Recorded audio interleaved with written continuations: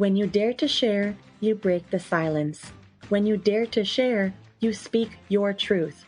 When you dare to share, you use the full strength of your voice. When you dare to share, it brings opportunity to own your story.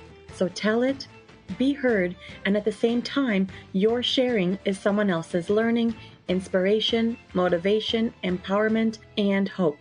There's always an element to each of our stories that remains a secret. For some, we feel it's a dirty little secret. Dare to share your untold story exposes these secrets in a welcoming and positive way. I encourage each of you out there to dare yourself to share what is yours to tell. When we dare, it is the courage to do something really important.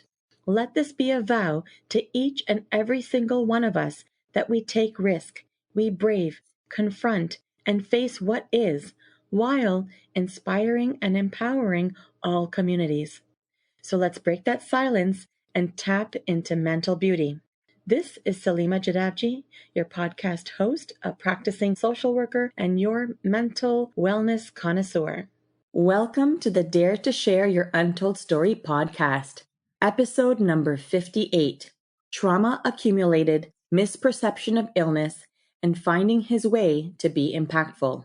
To all my fellow listeners, before we get started, I'm just dropping in a note to give you a heads up that this podcast might be emotionally triggering for you. We do invite guests onto the show who share openly about extremely difficult life moments with exposure and impact of what the struggles have been like. The intensity of each episode could have a variable impact on your emotional and mental well-being based on your own personal story. If at any point the topic becomes uncomfortable or upsetting to you in any way, please do not pressure yourself to listen. Instead, be kind to yourself, do some self-care, and perhaps give another episode a try. Today, I have the pleasure of introducing our courageous and daring guest, Michael Skinner. Michael is an award-winning advocate, educator, writer, and critically acclaimed musical artist who addresses the issues of trauma, abuse, and mental health concerns through his work in public speaking, writing, and his music. He is the founder of The Surviving Spirit, a monthly newsletter, and a website sharing resources on trauma, abuse, and mental health. Michael has appeared in various media, including being a keynote speaker for the National Press Club, United Nations, and the State Department, as well as delivering presentations at schools, mental health centers, and correctional facilities. He was part of the groundbreaking episodes of Oprah Winfrey that addressed the issues of males sexually abused as children and has since appeared on many TV, radio, and internet shows and has had a few book chapter contributions. Michael has continued to help people by consulting and training the Federal Substance Abuse and Mental Health Services Administration and the National Association of State Mental Health Program Directors, which has been crucial in helping to shape the policy initiatives and directives for the delivery and implementation of trauma-informed care and services.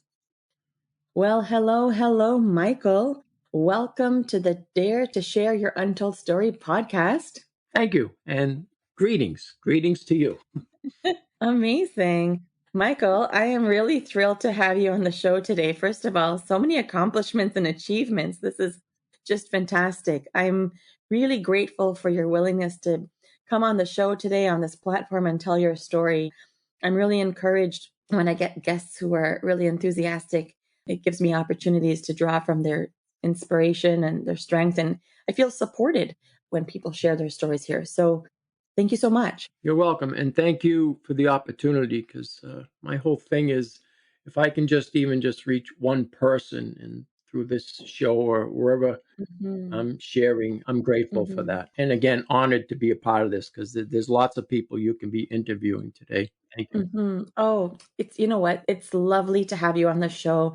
And I am certain that you're going to be making an impact to more than just one individual. And you know, it's really important that we take a stance together to help break barriers of mental stigma.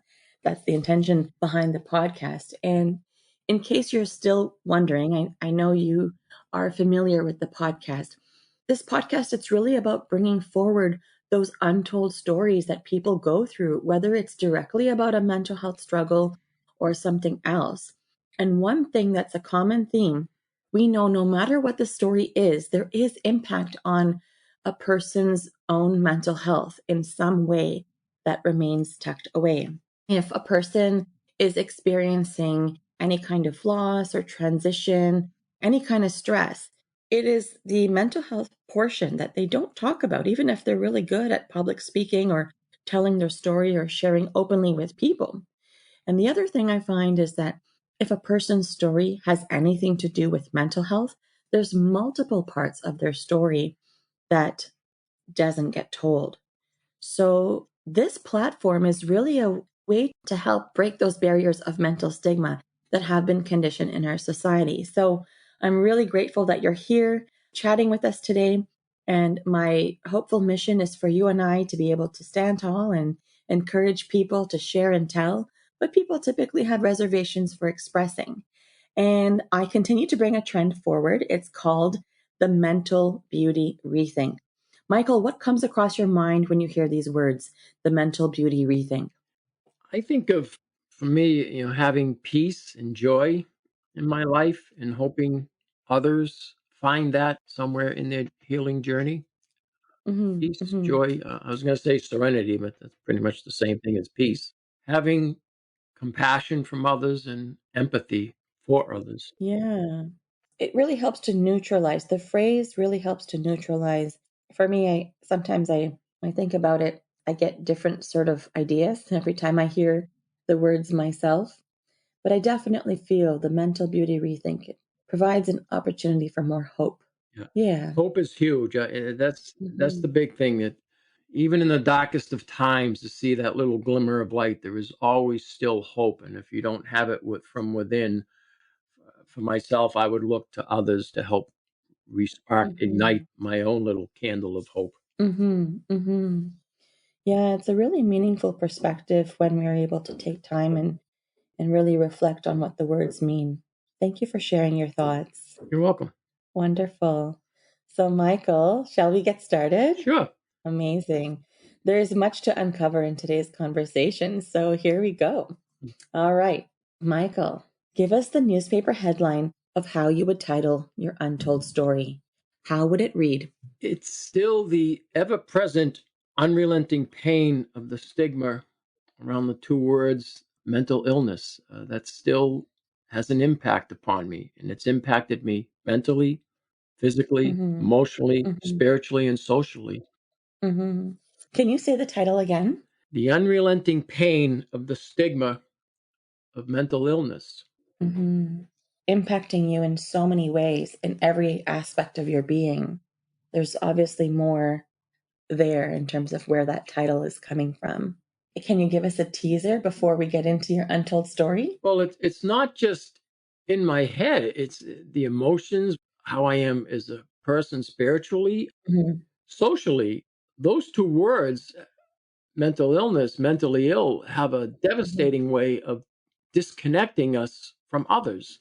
Trauma and abuse disconnect us from ourselves and society.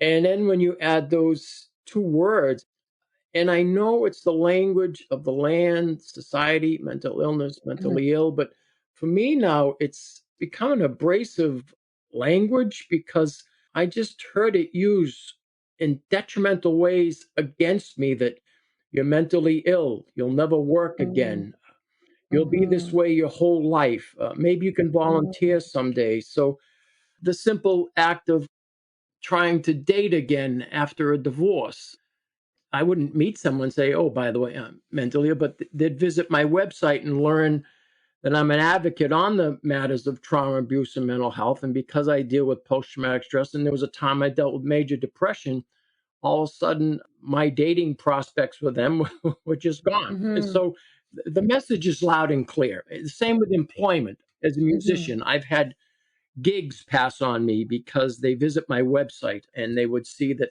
I'm trying to break the stigma of it. So there's a price you pay when you speak to these things. So I can fully understand why some would not want to come forward, because it could have a negative effect or an impact in their workplace, amongst their Right. friends. So, yeah, the Right. stigma is real.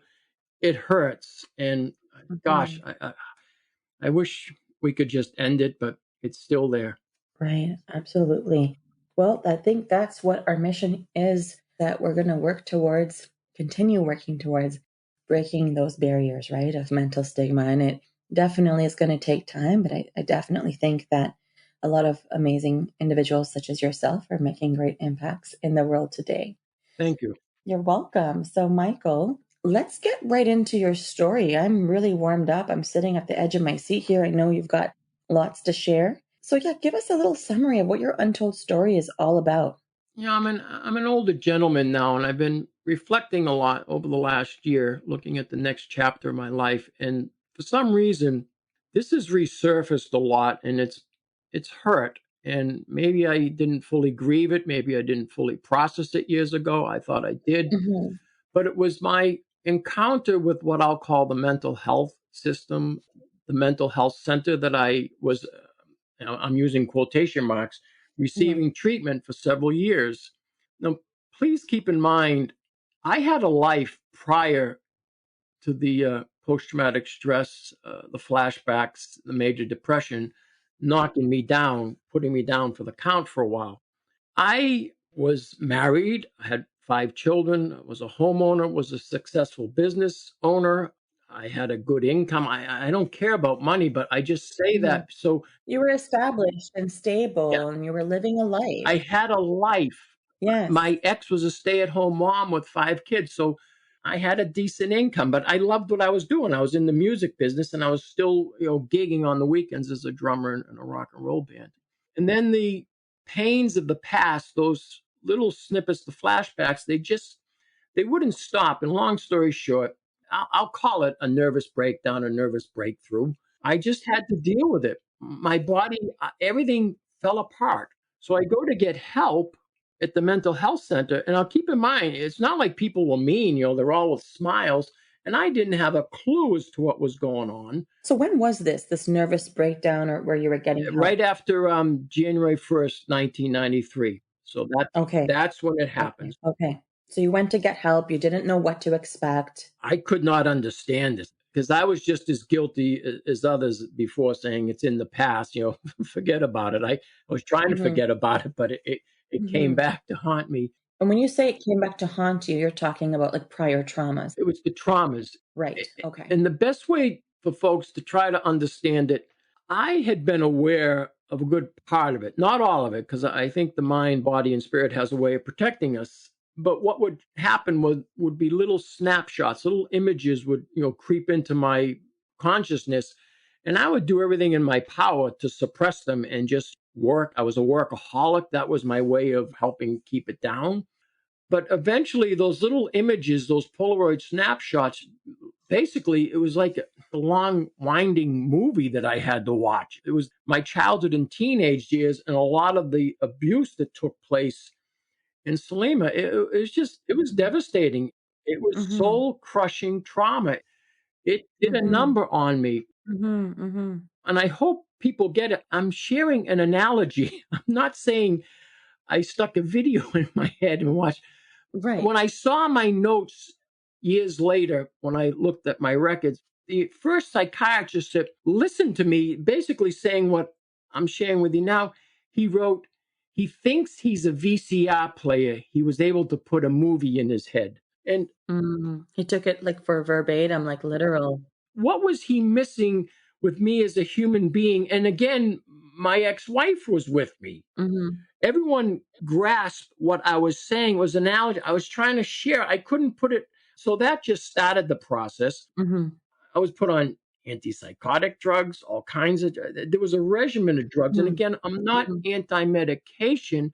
I'm anti-over medication. Well, yeah, you need to have medication for the root causes and for what you're actually experiencing and diagnosed with, but it doesn't sound like you were being assessed thoroughly. No, There are some pieces missing there. ex- and again, they said they were trauma informed, but this is not trauma practicing, and I Mhm. wasn't even Mhm. aware of that.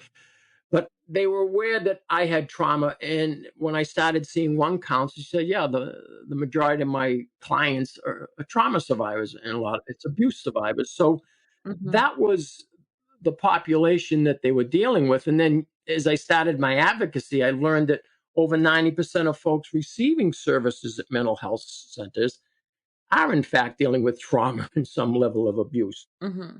And again, there was smiles. People could be friendly, but also if I started to question something, I had a few would say, well, now you're starting not to be compliant.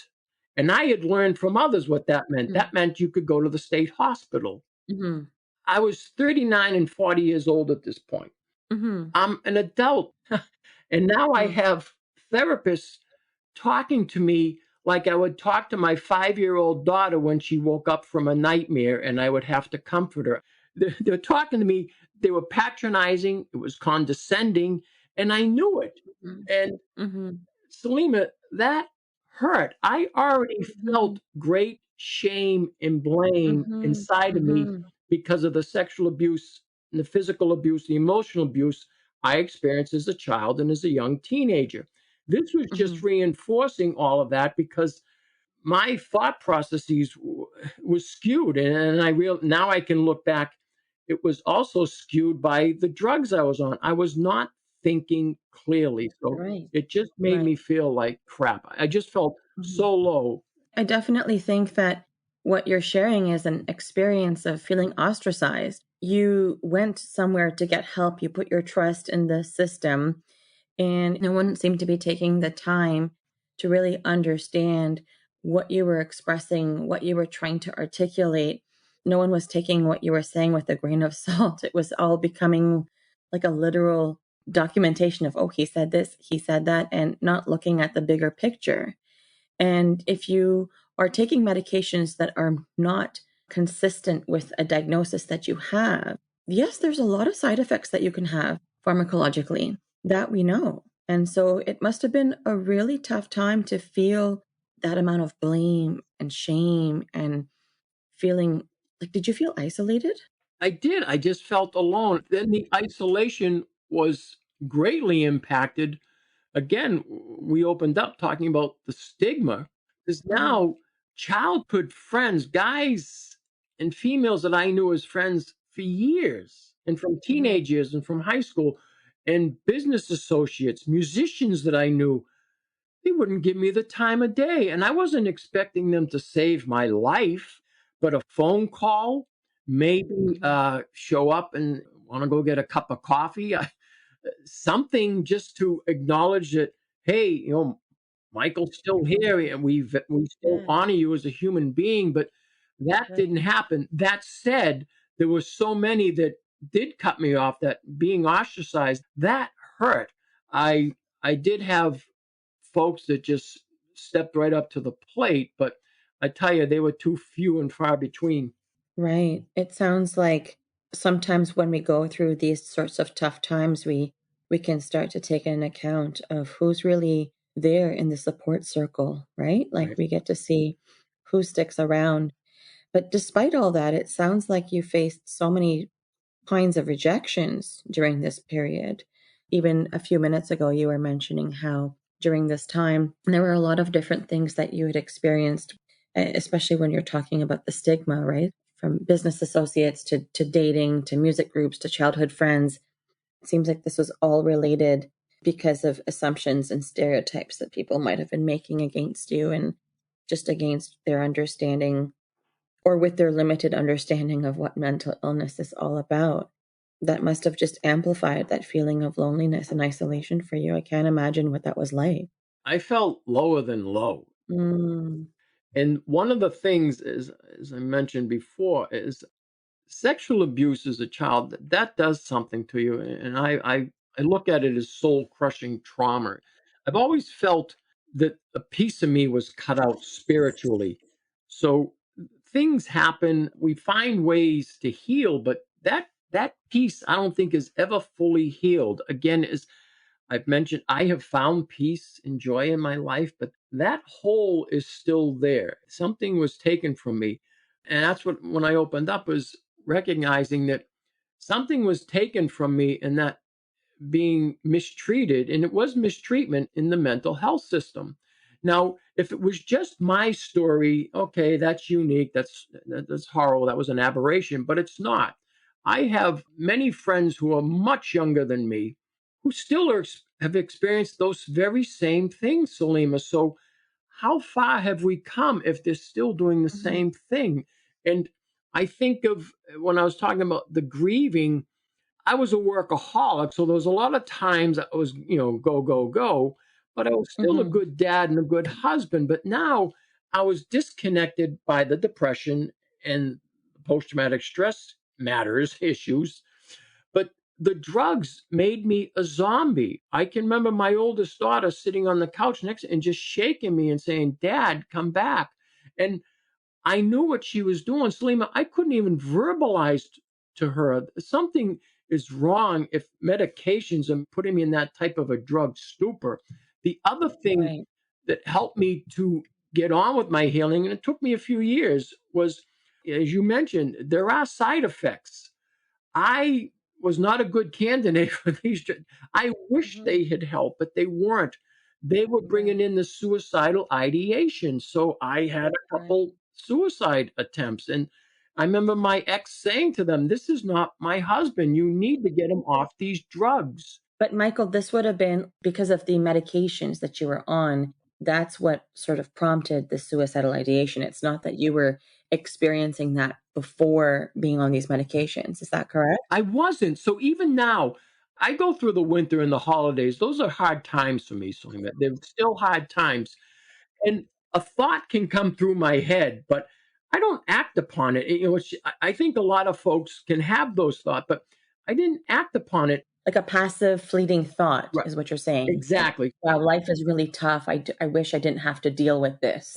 Like that sort of thought. That kind, right. Not like I have this plan, this is what I'm going to do, Right. and here's what equipment I have, or planning out the details. It's not like there was an active thought, it was a fleeting thought. Doesn't sound like these thoughts were lasting very long. No, but when I was on those drugs, it Hmm. became an act. Right. So it was really amplified. Okay. That's my point to this. I'm Right. not on any drugs anymore. Right. I have not done anything. Yeah, it sounds like you really lost a significant part of your life having gone through all of these negative consequences. I still can't grapple with what it's like to be told it's all in your head, to be put in that situation where you have to question yourself and wonder, what am I doing wrong? Or how come no one gets me? Or gosh, maybe this is what life is all about. You clearly did work through it. I'm just sitting here thinking about what that would have been like, and I still can't wrap my head around it. It also sounds like there were a lot of other traumas that you experienced growing up. In a private conversation, you mentioned other things that you experienced growing up. Are you able to speak to any of those pieces today? I can speak to anything. I'll answer any questions. So there was the sexual abuse I experienced, and that was at the hands of both of my parents and their pedophile friends. And Mm, years later, learning that I was trafficked. I didn't have that language back then, so they mhm, trafficked me. There was a lot of extreme physical abuse that was done to me. My lower back and my neck bear the brunt of that pain. It's with me every day. So when mhm, someone says just get over it, trust me, I mm. want to. That's That pain is right. as we're sitting here talking, my lower back and my neck, they hurt. A neurosurgeon wanted Yeah. to replace the discs in my. I'm not ready for that yet. I don't want to do that. That's the damage that was done. I've had a lot of head injuries as a child because of that abuse. It was also neglect. I've dealt with mild traumatic brain injuries and a lot of concussions. Mhm, So I can have a mhm, simple fall or a slip. And even now, I'm dealing with post concussive symptoms. So back when I mhm. was in the mental health center, I experienced some falls and accidents which exacerbated the head injuries, and I didn't know that at the time, Salim. Right. You couldn't make sense of it at the time. Now, are you an only child or do you have siblings as well? I'm the oldest of 5. And so did your siblings also experience anything similar to what you experienced growing up? We all lived in that same house. 2 of my brothers Okay. ended their life. They didn't end it because they couldn't pay their bills.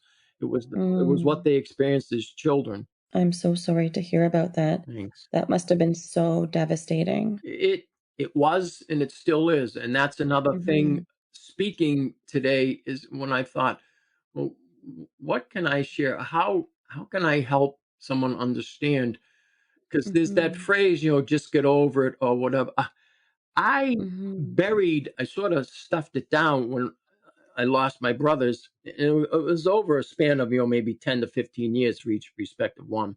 But mhm, how the mind, body, and spirit works, I'm grieving their loss now. And it's been mhm, with me. And I guess I'm just in a better space for it, or I'm just mhm, open to it. So that hurts. A month ago was my brother David's birthday, May 15th, and I couldn't understand why I was having a hard time. Then it dawned on me, mhm, oh my gosh, mhm. today is his birthday. Right. You made those connections and you pieced it together. There's so much that you have been through, this cumulative effect of all these events and all of the things that you've described. Yes, it took place in an earlier time in your life, but these traumatic experiences really impact individuals and it really has impacted you. You had mentioned earlier the providers, the therapists, counselors, doctors saying to me, it's all in your head. So back then, I was raising some concerns with them about issues I was dealing with. And they were saying, that's exactly what they're saying. Well, you're mentally ill. It's all in your head. I finally got to get a visit with a neurologist. So him and his associate, they listen to me, they have all these questions, they do some testing, and they come back to me and say, Michael, you're dealing with mild traumatic brain injury. And I literally wanted to hug the two of them because they now validated what I had been saying, that something was going on with me that was outside of the realm of what the therapist wanted to call mental illness. I was dealing with some physical thing, and they were calling it mild traumatic brain injury. So you hear that statement, it's all in your head, far too many times. I'm not alone in these things, and how to break that stigma and just listen to people with compassion and empathy, and stop this judgmental mindset that happens because they put a label on you that you're mentally ill. And it's like all of a sudden you don't have a voice anymore. Where is the empowerment, voice, and choice in what you have to say about your life and what you do for treatment? Hmm. Yes, you're right. It's unfortunate everything that you experienced, and it is true that there are so many other people who've had such experiences. It's happened all too often, right? And because you've been able to do some of the work that you do, you've been able to make some shifts and contributions to the field. My question to you, I'm curious, Michael, when people come to see me for therapy, people are typically in one of three places. Sometimes people are right at the beginning, they're getting started and they're trying to navigate a path for healing. Some are in the middle, they're in the acute phases, they're in the thick of something, needing some support and guidance. And some people are looking back, trying to make sense of things or get closure or looking to work on that last piece so that they can move forward and go to the next chapter in their life. What part of the journey would you say that you're in? Would you say that you are getting started, in the middle, or looking back? I'm looking back because Mm-hmm. obviously I've shared some, hurtful things and experiences, but Mm-hmm. I have found ways, and again, learning from experts, reading everything I can on how to heal from trauma, abuse, and mental health, Mm-hmm. Mm-hmm. depression. So I feel I'm in the next chapter of my life, figuring out Mm-hmm. how to move forward. What am I going to do? Where can I still have some impact, but also do I slow down? Because I'm aware that there's a lot of other great advocates out there doing things, and just trying to see and find my way. What I'm going to do for this next part of my life. Again, I'm content with what I have. I'm grateful for what I have. Mm-hmm. I have a roof over my head. My bills are paid, and I have food. And I immerse myself in a lot of nature and gardening and music, Mm-hmm. but still what is the next piece of that? And I'm still Mhm. piecing that together. You're piecing it together. Yeah. I started writing a lot, and I'm sort of three-quarters way through a memoir, but I had to stop a bit because I had a couple falls, some accidents on my head. So Mhm. I'm dealing with Oh, no. post-concussive symptoms again. Right. So Again. Well, you gotta take time for healing. so Mhm. it's time to let that heal because it's hard for me to type and look at a screen and then the Of fatigue kicks course. in. Absolutely. You need to take the brain rest for sure. Mhm. Well, you said you're 3/4 of way in, so, you take care of yourself in the process, and the rest will write itself. It'll happen one Right, step at a time. right. Yeah. Mhm. So what do you wanna remember? Like, what's been that healing signature for you on your journey? Because you say you're looking back and you're now into that next chapter. What has been that healing signature for you on your journey? I really think it's been my interactions with fellow peers. Now, whether that was Mm, peers in attending adult children of alcoholics support group meetings, whether mhm, that was peers who became friends attending support groups for those abused as children, peers that I met in mental health support groups, and mhm, peers that I've interacted with just over the course of time that I've met in treatment facilities. I met at a hospital or a respite place, mhm, peers, and some stay in my life, others it's for a short time or whatever. But that connection to fellow human beings, because as I said at the outset, I find that trauma, abuse, and the concerns of mental health disconnect us from ourselves and others. mhm, Peer support helps us to reconnect to the outside world and to fellow human beings. And it has helped me to reconnect to myself. So I feel validated.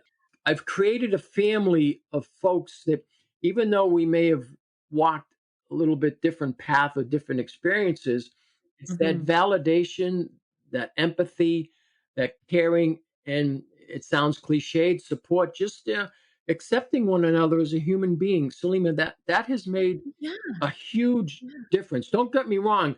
Everything I've learned about trauma and healing and all the different things in Mhm, depression, all those mhm. articles, all those books are great, but Well, that helped you give you information and context and help you make sense of things. But I think what you're talking about is that common humanity. As humans, we are wired for connection. And so when you're not isolated and feeling alone and you're actually connected with people and you're feeling accepted, you can be your authentic self and not judge yourself and not shame yourself. And if you're not doing that to yourself, you can recognize it more and more if other people are putting you in that position. So when you're feeling validated and you're feeling safe and secure around people, you're building healthy connections. yeah, because I've been a public figure speaking out Right. on terms of sexual abuse, mental illness, and all that stuff, and trauma and abuse and healing. And these folks still accepted me. They still cared for me. Mhm. And some would Right. actually say to me, Selima, I love you, Mike. I love you, Michael. And they hug me. It's like, wow. Right. All those rejections that you faced and those secrets that you had to sort of keep in your life to keep going. And it's like the message finally fit Yeah. because I can see that you tried to let your guard down and show yourself compassion by letting people know this is what I'm going through. This is what I need to do. I'm an open book. Here's where I'm at. And you were getting shut down from different places and different people. And here you're getting your needs met. You're finding connection and joy. And that must have been a really good, feel good moment that continued to grow for you. I can't give it enough thanks. I used to Mhm, close all my presentations and performances with the song Stand By Me. mhm, Now I have my mhm, own song that I close out with, and it's called Joy. And I wrote that specifically to give thanks to those who have stood by me. I have another song that's addressing peer support and friendship, and that's called By My Side. And so mhm, I've been able to articulate that through my music, and I use those if I'm doing a workshop or, as I said, a performance presentation in this arena. And I that's my way of giving thanks. Michael, we've talked about so many different elements of your story and so many different layers of, the trauma accumulated and the stigma and really working through the alienation of what you've experienced. I want to know, I mean, we have been talking about your mental health front and center, but I'm curious if you can tell us a bit more about your mental health was affected. If you are able, can you say maybe a little bit more about like, did it take a toll on your physical health? What sort of internal competing thoughts did you have? What other emotions were coming up for you? Can we take a couple moments to sort of go down that, to zone in on that a little bit Yes, more? and I'm going to say a word, dissociation. Yes. Okay, so that has been with me my whole life. Obviously, well, maybe not so obviously, but as a child and a teenager and a young man, I had no clue what was going on or why this was happening. Those out of body experiences, that shutting down, that zoning out, and just losing complete track of time, being able to numb out to any type of stressor, any type of impending doom. Mhm.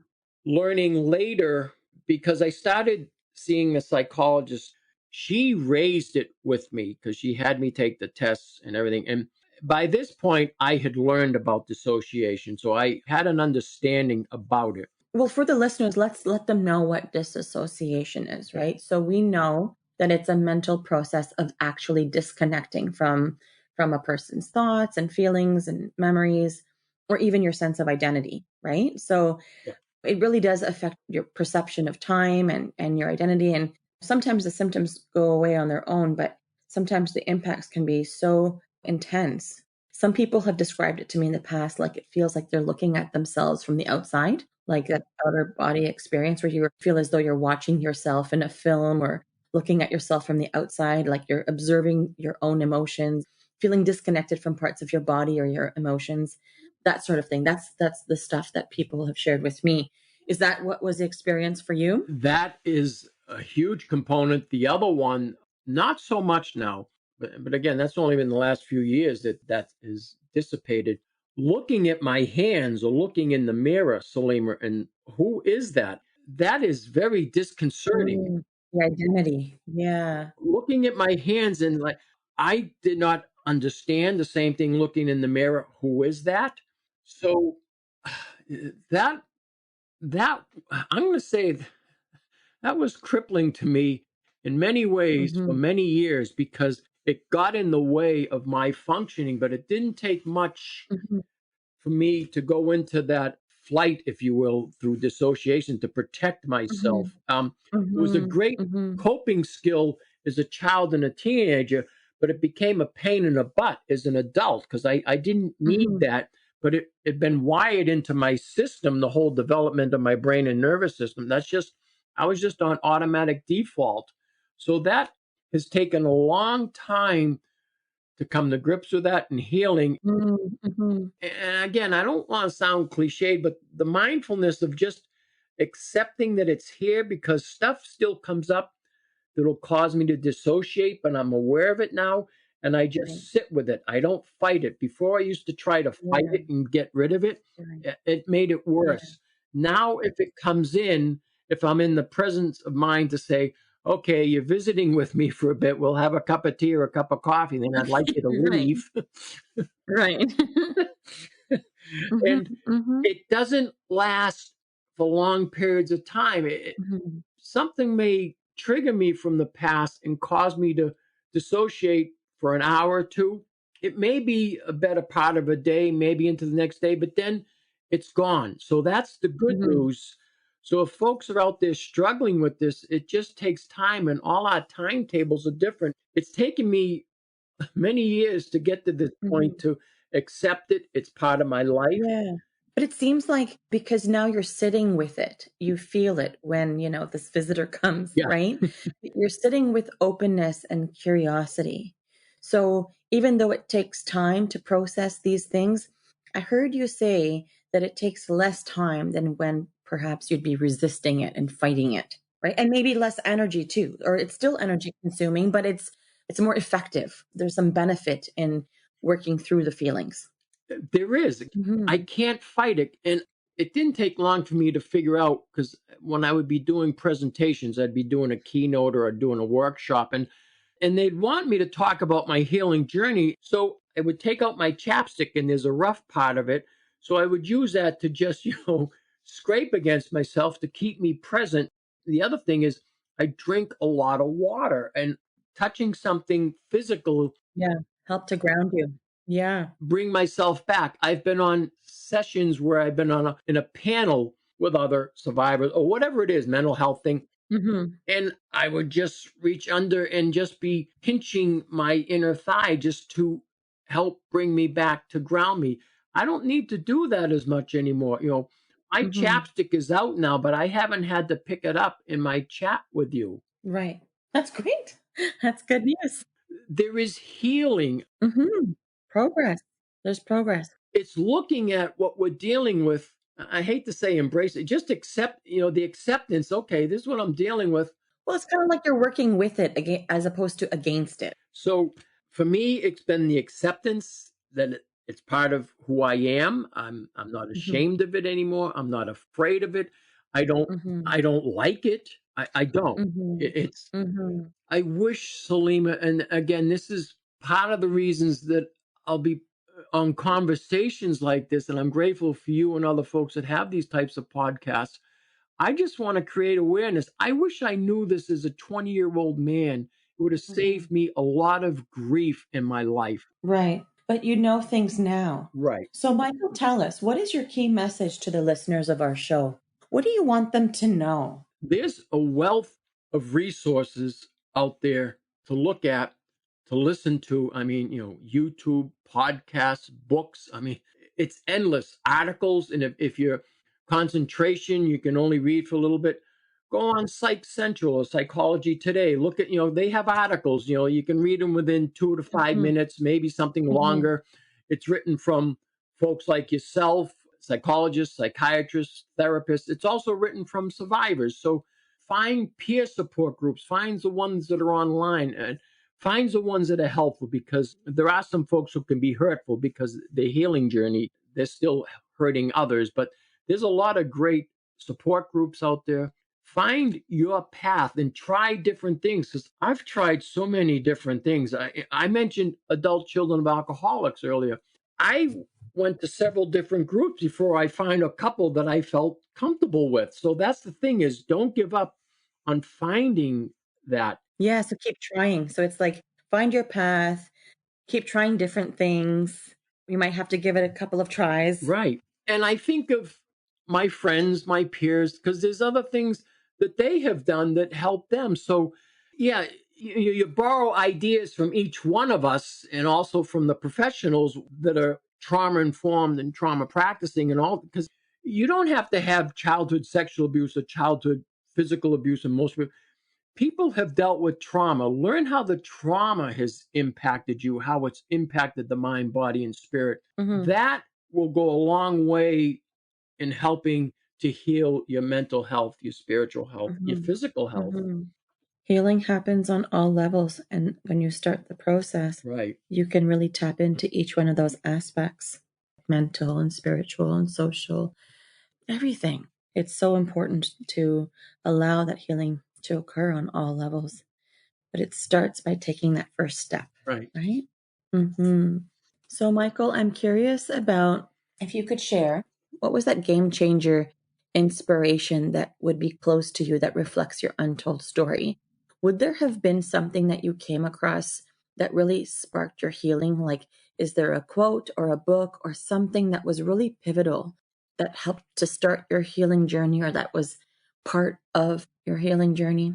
I'm going to feel remiss by not mentioning other people, because there's others that have been out there doing it also, for a long time. I'll just say Dr. Bessel van der Kolk's work on trauma and healing, learning how the trauma impacted my life. It helped me to understand, no, I'm not crazy. No, I'm not weak. No, Mm-hmm. I'm not defective. Trauma had a major impact and influence upon every facet of my being. And now Yeah. there are ways to heal from that. that I could heal Right. from this, through this, because I still feel the things I've experienced, it's going to be with me for a lifetime, but it's not crippling anymore. It can come in and set me back for a day or two, but it's not going to send me to the hospital or things like that. Mhm. So important when you say, like, it helped you to understand that I'm not defective, I'm not crazy, I'm not the one that's in the wrong, Yeah, right? These are things that happened to you. You're not a criminal. You didn't do this yeah. to anyone, or you didn't try to do this with intentions of creating harm on anyone. You were just in a situation of accumulated trauma and it was affecting you because you didn't even know how to handle it. So I can't imagine what those moments were like when you came across that reading material and you had that aha light bulb moment of, oh, this is what's going on with me. There was a support group I used to go to in Boston, and then it branched out into different groups around the Boston area. And it was all us survivors of childhood abuse, childhood sex. Everyone was bringing forth all these little snippets that we were all learning, and it was like, wow. So we're not crazy. There's nothing wrong. These things were done to us. These were things we experienced. Mhm. Yeah. Okay. What is a cause or an organization that has been impactful to you on your journey, Michael, that you would like to give a shout out to? Being part of the Bristlecone Project, which is part of One in Six, which is all, for male survivors, that has been huge for me. I just Wow. I have a brotherhood, if you will. And then the National Coalition for Mental Health Recovery, because I'm on the listserv, and there's just a lot of great folks sharing articles, resources. And again, I don't always have to agree with everything I see, but I just great people out there doing good things. So, yeah, so the Bristlecone Project, National Coalition for Mental Health Recovery, those have been helpful. Okay, those are great shout outs. Awesome. Now, how can people connect with you if they would like to? How are you findable? My website, mskinnermusic.com, that's one of the easiest because you can write to me from there. The Surviving Spirit website, because I send out the newsletter. Again, you can contact me from there. And also look up my YouTube channel because I post a lot of content. I have Mhm. conversations, I share songs. And you're also on Facebook and LinkedIn and Twitter, correct? Yeah, they can find me on Facebook and LinkedIn, correct. Well, we're going to have a show notes page for you. So we're going to make sure we include all of that on there so that we have many ways for people to get a hold of you. I'm out there. That's perfect. Well, yeah, you do really great work. Your work is Thanks. very well known. So, Michael, guess what? What's that? You've just dared yourself to share. Congratulations. Thanks. Thanks. Nicely done. Thank you. Michael, I really want to acknowledge and express my gratitude for the vulnerability and openness you have been able to do so today and just so willingly share all of the different facets of your untold story on this episode. Having faced a great deal of complex trauma over the course of your life, especially starting right from childhood and explicitly being able to share those pieces on the podcast today, and then working hard to make sense of it all and all the work to transform your perspective on life and how to impact others to grow from their pain and turmoil is just so extraordinary to hear and to experience. So thank you for the deep conversation and for all the daring and sharing. It's been tremendous. And thank you so much for the opportunity. Thank you. Oh, it's my pleasure. And once again, Michael, thank you for being part of Dare to Share Your Untold Story and helping to be a voice in breaking down the barriers of mental stigma.